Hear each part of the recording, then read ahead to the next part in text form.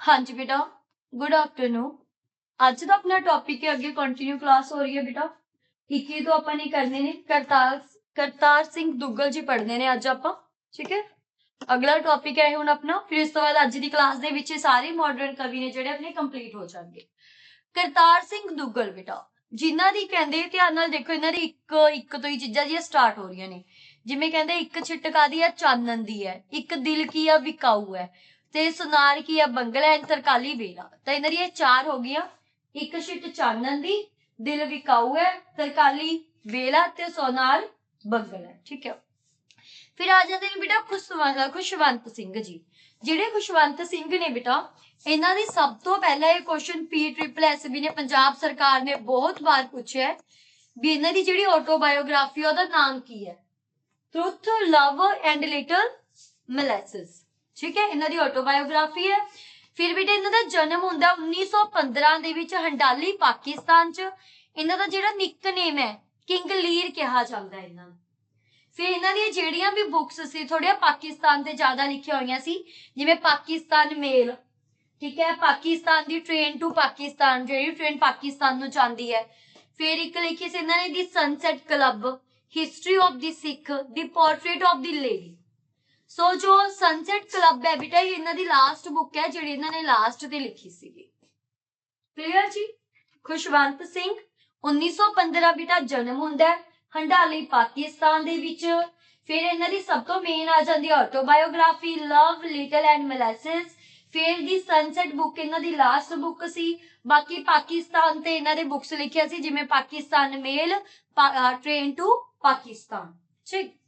ਹੁਣ ਅੱਗੇ ਆ ਜਾਓ ਬੇਟਾ, ਕਵੀ ਨੰਬਰ ਆਪਣੇ 22वें, ਸ਼ਾਹਿਰ ਲੁਧਿਆਣਵੀ। ਕਾਫੀ ਸੁਣਿਆ ਹੋਊਗਾ ਤੁਹਾਨੂੰ ਇਹਨਾਂ ਬਾਰੇ ਵੀ। ਸੋ ਇਹਨਾਂ ਦੇ ਤਿੰਨ ਹੀ ਨੇ, ਇੱਕ ਤਾਂ ਕਹਿੰਦੇ ਇਹਨਾਂ ਨੇ ਸਵੇਰਾ ਲਿਖੀ ਹੋਈ ਹੈ ਰਚਨਾ ਸ਼ਾਹਕਾਰ, ਇੱਕ ਅਦਵੇ ਲਤੀਫ। ਸੋ ਅਦਵੇ ਲਤੀਫ, ਸ਼ਾਹਕਾਰ ਐਂਡ ਸਵੇਰਾ। ਫਿਰ ਅਗਲੇ ਆ ਜਾਂਦੇ ਨੇ ਬੇਟਾ ਸਰਦਾਰ ਅੰਜੁਮ। ਸਰਦਾਰ ਅੰਜੁਮ ਜੀ ਇੱਕ ਹੀ ਹੈ, ਇਹਨਾਂ ਦਾ ਲਿਖਿਆ ਹੋਇਆ ਕਰਜ਼ਦਾ, ਠੀਕ। ਨੈਕਸਟ ਆਪਣੇ ਫਿਰ ਇੰਪੋਰਟੈਂਟ ਆਉਂਦੇ ਨੇ ਆਪਣੇ ਲਈ ਸੁਰਜੀਤ ਪਾਤਰ ਜੀ। ਸੁਰਜੀਤ ਪਾਤਰ ਦਾ ਜਨਮ ਹੁੰਦਾ ਹੈ 1945 ਪੱਤੜ ਪੰਜਾਬ ਦੇ ਵਿੱਚ, ਤੇ ਡੈਥ ਹੋ ਜਾਂਦੀ ਹੈ 2 ਸਾਲ ਪਹਿਲੇ ਹੀ 2024 ਦੇ ਵਿੱਚ। ਤਾਂ ਪਾਤਰ ਤੋਂ ਬੇਟਾ ਇਹਨਾਂ ਦੀ ਜਿਹੜੇ ਬੁੱਕਸ ਨੇ ਉਹ ਵੀ ਕੁਝ ਇਦਾਂ ਹੀ ਦੇ ਨੇ, ਥੋੜਾ ਮਤਲਬ ਪੱਤਰ ਨਾਲ ਰਿਲੇਟਡ ਨੇ। ਜਿਵੇਂ ਲਫ਼ਜ਼ਾਂ ਦੀ ਦਰਖਾਸਤ, ਲਫ਼ਜ਼ ਆਪਾਂ ਕਿਹਦੇ ਲਿਖਦੇ ਆ, ਕਿਸੇ ਬੁੱਕ ਤੇ ਲਿਖਦੇ ਆ, ਪੱਤਰ, ਹੈ ਨਾ। ਹਨੇਰੇ ਵਿੱਚ ਸੁਲਗਦੀ ਮਾਲਾ। ਫਿਰ ਪਤਝੜ, ਦੇਖੋ ਨਾਮ ਤੇ ਪੱਤਰ ਤੋਂ ਪਤਝੜ। ਫਿਰ ਆ ਜਾਂਦਾ ਹਵਾ ਵਿੱਚ ਲਿਖੇ ਹਰਫ, ਮਤਲਬ ਦੇਖੋ ਧਿਆਨ ਨਾਲ ਹਰਫ ਜੇ ਕੁਝ ਚੱਲ ਰਹੇ ਨੇ।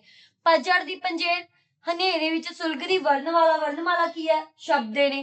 ਹਰਫ, ਲਫ਼ਜ਼ਾਂ ਦੀ ਦਰਗਾਹ। ਫਿਰ ਆ ਜਾਂਦਾ ਬੇਟਾ ਜਸਵੰਤ ਸਿੰਘ ਕੰਵਲ। ਕੰਵਲ ਤੋਂ ਯਾਦ ਰੱਖੋ ਵੀ ਕੰਬਲ, ਠੀਕ ਹੈ, ਦੇਣਾ। ਕਹਿੰਦਾ ਕੰਬਲ ਦਿੱਤਾ ਕਿਤੇ ਰੂਪ ਦੇ ਰਾਖੇ ਤੇ, ਜੋ ਜ਼ਿਆਦਾ ਸੋਹਣਾ ਹੈ ਉਹਦੇ ਉੱਤੇ ਆਪਾਂ ਕੀ ਦੇਤਾ, ਕੰਬਲ ਦੇਤਾ।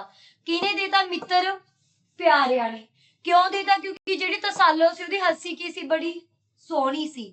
ਫਿਰ ਉਹ ਕਹਿੰਦਾ ਵੀ ਪੰਜਾਬ ਤੇਰਾ ਕੀ ਬਣੂ, ਤੂੰ ਕਿਵੇਂ ਕਿਵੇਂ ਬਚਾ ਰਿਹਾ। ਮਤਲਬ ਆਪਾਂ ਥੋੜੀ ਟ੍ਰਿਕ ਬਣਾ ਲਈ, ਬਸ ਯਾਦ ਰੱਖੋ ਵੀ ਕੰਬਲ, ਕੰਬਲ ਤੋਂ ਕੰਬਲ, ਕੰਬਲ ਦਿੱਤਾ ਕਿਤੇ ਹੱਸੀ ਤੇ, ਕਿਉਂ, ਕਿਉਂਕਿ ਬਹੁਤ ਜ਼ਿਆਦਾ ਸੋਹਣੀ ਸੀ, ਠੀਕ ਹੈ। ਮਿੱਤਰ ਪਿਆਰਿਆਂ ਨੇ, ਦੈਨ ਪੰਜਾਬ ਤੇਰਾ ਕੀ ਬਣੂਗਾ। ਟ੍ਰਿਕ ਬੇਟਾ ਉਸਦੇ ਅਕੋਰਡਿੰਗ ਥੋੜਾ ਯਾਦ ਕਰਨ ਲੱਗ ਜਾ ਕਰੋ। ਵਿਧਾਤਾ ਸਿੰਘ ਧੀਰ। ਧੀਰ ਜੀ ਦਾ ਬੇਟਾ ਜਨਮ ਹੁੰਦਾ 1901 ਗੰਗਰੂਟ ਵਿਲੇਜ ਦੇ ਵਿੱਚ, ਪਾਕਿਸਤਾਨ ਦੇ ਵਿੱਚ। ਸੋ ਤੀਰ ਤੋਂ ਯਾਦ ਰੱਖੋ, ਪਹਿਲਾਂ ਤਾਂ ਆਨੇ ਵਾਲੇ ਤੀਰ, ਨਿਸ਼ਾਨ ਨੂੰ ਵੀ ਆਪਾਂ ਕੀ ਕਹਿੰਦੇ ਆ, ਤੀਰ ਹੀ ਕਹਿੰਦੇ ਆ, ਠੀਕ ਹੈ। ਪਹਿਲੇ ਤੀਰ, ਨਿਸ਼ਾਨ, ਇਹ ਵੀ ਤੀਰ ਹੀ ਹੁੰਦੇ ਨੇ। ਕਹਿੰਦਾ ਕਿਹਦੇ ਵੱਜੇ, ਗੂੰਗੇ ਦੇ। ਟ੍ਰਿਕ ਯਾਦ ਰੱਖੋ ਵੀ ਜਿਹੜੇ ਤੀਰ ਨੇ ਕਿੱਥੇ ਵੱਜੇ, ਗੂੰਗੇ ਦੇ। ਤਾਂ ਵਿਚਾਰਾ ਗਾ ਰਿਹਾ, ਗੀਤ ਗਾ ਰਿਹਾ, ਠੀਕ ਹੈ। ਫਿਰ ਕਹਿੰਦੇ ਰੂਪ ਰਾਣੀ ਸ਼ਕੁੰਤਲਾ, ਦੈਨ ਦਸ਼ਮੇਸ਼ ਦਰਸ਼ਨ। ਤਾਂ ਜਦੋਂ ਬੰਦਾ ਬੋਲੀਏਗਾ ਉਹਨੂੰ ਕੀ ਹੋ ਗਏ, ਦਰਸ਼ਨ ਹੋ ਗਏ। ਕਿਹਦੇ ਹੋ ਗਏ, ਰੂਪ ਰਾਣੀ ਸ਼ਕੁੰਤਲਾ ਦੇ। ਜਦੋਂ ਵਿਚਾਰਾ ਚਿੱਕੀ ਗਿਆ, ਮਤਲਬ ਕਿਸੇ ਨੇ ਆ ਕੇ ਉਹਨੂੰ ਬਚਾ ਲਿਆ, ਤੀਰ ਕੱਢਤੇ, ਠੀਕ ਹੈ। ਫਿਰ ਅਗਲਾ ਬੇਟਾ ਹੈਗਾ ਹੀਰਾ ਸਿੰਘ ਦਰਦ। ਦਰਦ ਜਿਹਦੀ ਕਹਾਣੀਆਂ ਦੇ ਵਿੱਚ ਵੀ ਥੋੜਾ ਦਰਦ ਹੀ ਦਰਦ ਹੈ। ਤਾਂ 1889 ਦੇ ਵਿੱਚ ਜਨਮ ਹੁੰਦਾ ਹੈ, 1965 ਤੱਕ ਇਹ ਰਹਿੰਦੇ ਨੇ। ਫੁਲਵਾੜੀ ਦੇਖੋ, ਫੁਲਵਾੜੀ ਕਿੱਥੇ ਆ, ਜ਼ਿਲ੍ਹਿਆਂਵਾਲੇ ਬਾਗ ਦੇ ਵਿੱਚ ਹੈ। ਜਾਂ ਸਿੱਧਾ ਦੇਖੋ ਪਹਿਲਾਂ ਤਾਂ ਫੁਲਵਾੜੀ, ਫੁਲਵਾੜੀ ਚ ਜੇ ਆਪਣੇ ਕੰਡੇ ਲੱਗਣ ਕੀ ਹੋਊਗਾ, ਦਰਦ ਹੋਊਗਾ, ਠੀਕ ਹੈ। ਤਾਂ ਇਹ ਟ੍ਰਿਕ ਹੋ ਗਈ। ਫਿਰ ਜ਼ਿਲ੍ਹਿਆਂਵਾਲੇ ਬਾਗ ਦਾ ਵੀ ਆਪਾਂ ਨੂੰ ਕੀ ਹੈ ਬੇਟਾ, ਦਰਦ ਹੈ। ਮਾਂ ਦੀ ਗੋਦ, ਉਹ ਵੀ ਆਪਣੀ ਕੀ ਹੁੰਦੀ ਹੈ, ਆਪਣੇ ਦਰਦ ਨੂੰ ਦੂਰ ਕਰਦੀ ਹੈ। ਫਿਰ ਆ ਜਾਂਦਾ ਬੇਟਾ ਦਰਦ ਸੁਨੇਹੇ, ਹੈ ਨਾ। ਕਿਸਾਨਾਂ ਦੀ ਆ ਵੀ ਕਦੋਂ ਹੁੰਦੀ ਹੈ, ਜਦੋਂ ਆਪਾਂ ਨੂੰ ਦਰਦ ਹੁੰਦਾ ਹੈ। ਤਾਂ ਉਸ ਤੋਂ ਬਾਅਦ ਉਪਕਾਰਾਂ ਦੀ ਵੰਨਗੀ, ਮਤਲਬ ਸਾਰੇ ਕੀ ਕਰ ਰਹੇ ਨੇ, ਕੋਈ ਜਦੋਂ ਆਪਣੇ ਉਪਕਾਰ ਕਰਦੇ ਉਦੋਂ ਵੀ ਆਪਾਂ ਨੂੰ ਕੀ ਹੁੰਦਾ ਬੇਟਾ, ਇੱਕ ਤਰ੍ਹਾਂ ਨਾਲ ਦਰਦ ਹੀ ਹੁੰਦਾ, ਆਪਾਂ ਕਹਿੰਦੇ ਹਾਂ ਮੇਰੇ ਉੱਤੇ ਉਹਦਾ ਉਪਕਾਰ ਹੈ ਹਨਾ। ਸੋ ਧਰਤੀ ਮਾਤਾ ਬੋਲ, ਇਹ ਵੀ ਤੁਸੀਂ ਦਰਦ ਨਾਲ ਹੀ ਕਹਿ ਰਹੇ ਹੋ ਵੀ ਮਾਤਾ ਬੋਲ, ਕੁਛ ਵੀ ਇੰਨਾ ਅਤਿਆਚਾਰ ਹੋ ਰਿਹਾ ਦੁਨੀਆ ਤੇ। ਆਸ ਦੀ ਤੰਦ, ਜਦੋਂ ਆਸ ਟੁੱਟ ਜੇ ਉਦੋਂ ਵੀ ਕੀ ਹੁੰਦਾ ਹੈ, ਦਰਦ ਹੁੰਦਾ ਹੈ। ਤਾਂ ਧਿਆਨ ਨਾਲ ਦੇਖੋ, ਹੀਰਾ ਸਿੰਘ ਦਰਦ ਦੀਆਂ ਜਿੰਨੀਆਂ ਵੀ ਕਵਿਤਾਵਾਂ ਸੀ ਸਭ ਦੇ ਵਿੱਚ ਇੱਕ ਤਰ੍ਹਾਂ ਨਾਲ ਦਰਦ ਨਿਕਲਦਾ ਹੈ। ਤਾਂ ਤੁਸੀਂ ਯਾਦ ਕਰਨਾ, ਬਸ ਦਰਦ ਤੋਂ ਯਾਦ ਰੱਖੋ ਵੀ ਦਰਦ ਹੀ ਨਿਕਲੂਗਾ। ਤਾਂ ਉਹਦਾ ਮੀਨਿੰਗ ਉਹ ਤੋਂ ਧਿਆਨ ਨਾਲ ਦੇਖੋ ਵੀ ਦਰਦ ਵੱਲ ਜਾ ਰਿਹਾ, ਤਾਂ ਇਹਨਾਂ ਦੀ ਲਿਖੀ ਹੋਈ ਹੈ। ਫਿਰ ਬੇਟਾ ਇਹਨਾਂ ਨੇ ਕਹਿੰਦੇ ਜ਼ਿਆਦਾਤਰ ਦੇਸ਼ ਭਗਤੀ ਤੇ ਧਾਰਮਿਕ ਕਵਿਤਾਵਾਂ ਲਿਖੀਆਂ ਨੇ, ਠੀਕ ਹੈ ਜੀ। ਫਿਰ ਆ ਜਾਂਦਾ ਬੇਟਾ ਵਿਧਾਤਾ ਸਿੰਘ ਧੀਰ ਦੇ ਹੀਰਾ ਸਿੰਘ ਦਰਦ ਸੀ ਜਿਹੜੇ, ਉਹ ਕੀ ਸੀ, ਮਾਮਾ ਜੀ ਸੀ। ਜਿਹੜੇ ਹੁਣ ਆਪਾਂ ਪਿੱਛੇ ਦੋਨੋਂ ਕੀਤੇ ਨੇ ਉਹ ਮਾਮਾ ਭਾਂਜਾ ਜੀ ਸੀ। ਫਿਰ ਆ ਜਾਂਦੇ ਨੇ ਬੇਟਾ ਕੇਸਰ ਸਿੰਘ। ਕੇਸਰ ਸਿੰਘ ਦੀ ਇੱਕੋ ਹੀ ਲਿਖੀ ਹੋਈ ਹੈ ਗਦਰ ਦੀ ਧੀ। ਗਦਰ ਦੀ ਧੀ ਕਿਹਨੂੰ ਕਿਹਾ ਜਾਂਦਾ, ਗੁਲਾਬ ਕੌਰ ਨੂੰ ਗਦਰ ਦੀ ਧੀ ਕਿਹਾ ਜਾਂਦਾ ਹੈ। ਫਿਰ ਆ ਜਾਂਦੇ ਨੇ ਬੇਟਾ ਸੋਹਣ ਸਿੰਘ ਸੀਤਲ। ਸ਼ੀਤਲ ਜੀ ਦੀਆਂ ਕਵਿਤਾਵਾਂ ਵੀ ਥੋੜੀਆਂ ਸ਼ੀਤਲ ਸ਼ੀਤਲ ਹੀ ਨੇ। ਜਿਵੇਂ ਪਹਿਲਾਂ ਤਾਂ ਦੇਖੋ ਕੇਸਰੀ ਦੁਪੱਟਾ, ਫਿਰ ਸ਼ੀਤਲ ਕਿਰਨਾਂ ਦੁਪੱਟੇ ਤੇ ਪੈ ਗਈਆਂ, ਠੀਕ ਹੈ, ਕੇਸਰੀ ਦੁਪੱਟਾ, ਸ਼ੀਤਲ ਕਿਰਨਾਂ ਪਈਆਂ, ਦੈਨ ਫਿਰ ਸ਼ੀਤਲ ਬੁਲਾਰੇ, ਸ਼ੀਤਲ ਹਿੰਜੂ। ਧਿਆਨ ਨਾਲ ਦੇਖੋ ਵੀ ਸ਼ੀਤਲ ਸ਼ੀਤਲ ਹੀ ਚੱਲ ਰਿਹਾ। ਫਿਰ ਸੋਹਣ ਸਿੰਘ ਸੀਤਲ ਸੀ ਤਾਂ ਤੁੱਤਾ ਵਾਲਾ ਖੂਹ, ਜੇ ਪਹਿਲਾਂ ਤੁੱਤਾ ਵਾਲਾ ਖੂਹ ਹੁੰਦਾ ਸੀ, ਹੁਣ ਕੀ ਹੋ ਗਿਆ, ਯੁੱਗ ਬਦਲ ਗਿਆ, ਕਿਉਂਕਿ ਹੁਣ ਦੀਵੇ ਦੀ ਲੋੜ ਨਹੀਂ ਰਹੀ, ਮਹਾਰਾਣੀ ਜਿੰਦਾ ਨਹੀਂ ਰਹੀ, ਹੁਣ ਜੰਗ ਨਹੀਂ ਹੁੰਦੀ ਉਵੇਂ, ਤੇ ਮੁੱਲ ਦਾ ਮਾਸ ਨਹੀਂ ਆਪਾਂ ਖਾਂਦੇ, ਠੀਕ ਹੈ ਜੀ। ਸੋ ਇਹ ਹੋ ਗਈਆਂ ਕਿਹਨਾਂ ਦੀਆਂ, ਸੋਹਣ ਸਿੰਘ ਸੀਤਲ ਜੀ ਦੀਆਂ। ਫਿਰ ਆ ਜਾਂਦੇ ਨੇ ਬੇਟਾ ਲਾਸਟ ਨੇ ਆਪਣੇ ਗੁਰਬਖਸ਼ ਸਿੰਘ ਪ੍ਰੀਤ ਲੜੀ।